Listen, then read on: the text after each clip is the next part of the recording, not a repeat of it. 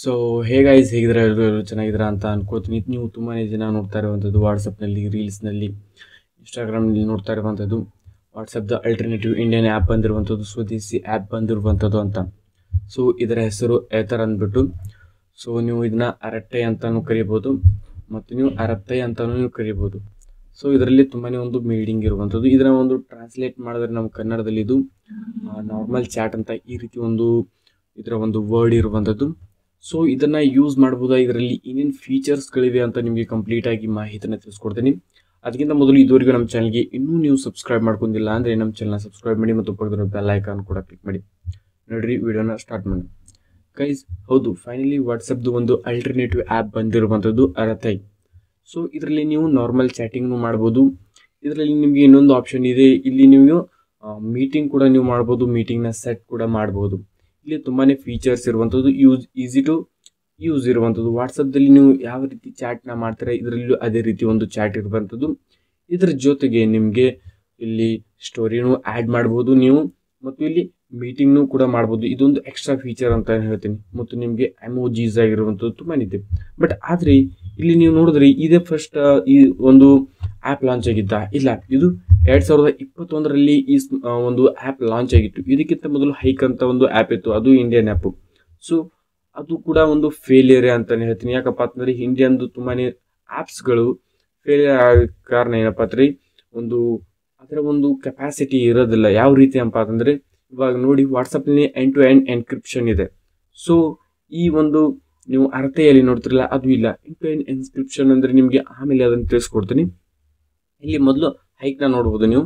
Hike ಏನಿದೆಪ್ಪ ಅಂತಂದರೆ easy to use ಇತ್ತು ಮತ್ತು ಇಂಡಿಯಾಗೆ ಇದು ಬೇಕಾಗಿರುವಂಥ ಆ್ಯಪ್ ಇತ್ತು.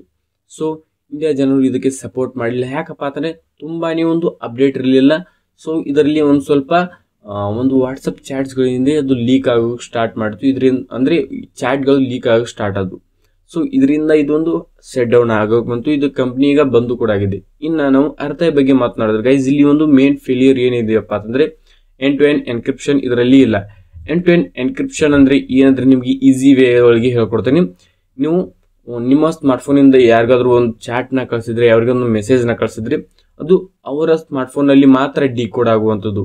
ಮಧ್ಯದಲ್ಲಿ ಯಾವುದೇ ಹ್ಯಾಕರ್ ಅದನ್ನು ಹ್ಯಾಕ್ ಮಾಡಿ ನಿಮ್ಮ ಚಾಟ್ನ ನೋಡೋದಕ್ಕೆ ಹೋದರೆ ಅವನಿಗೆ ಕೋಡ್ ರೀತಿ ಅವನಿಗೆ ಮೆಸೇಜ್ ತಲುಪಿರುತ್ತೆ. ಅದನ್ನು ಡಿಕೋಡ್ ಮಾಡೋದಕ್ಕೆ ತುಂಬಾ ಕಷ್ಟ ಆಗ್ತಾ ಇರುವಂಥದ್ದು. ಅದು ಕೇವಲ ನಿಮ್ಮ ಸ್ಮಾರ್ಟ್ಫೋನ್ ಮಾತ್ರ ಡಿಕೋಡ್ ಮಾಡೋಕ್ಕೆ ಸಾಧ್ಯ ಇರುವಂಥದ್ದು. ಸೊ ಈ ಒಂದು ಫೀಚರ್ ಏನಿದೆಯಪ್ಪ ಅಂತಂದರೆ ಒಂದು ಅರತ್ತೈ ಒಳಗೆ ಇಲ್ಲ. ಸೊ ಅರತ್ತೈಯ ಮೊದಲು ಯಾವ ರೀತಿ ಇದನ್ನು ಪ್ರಮೋಟ್ ಮಾಡ್ತಾ ಇದ್ದಾರಪ್ಪ ಅಂದರೆ ಒಂದು ವೆಲ್ ಸೆಕ್ಯೂರಿಟಿ ಅಂತ ಇಲ್ಲಿ ಪ್ರಮೋಟ್ ಮಾಡ್ತಿದ್ದಾರೆ. ಬಟ್ ಆ್ಯಕ್ಚುಲಿ ಇದು ಸೆಕ್ಯೂರಿಟಿ ಇಲ್ಲ.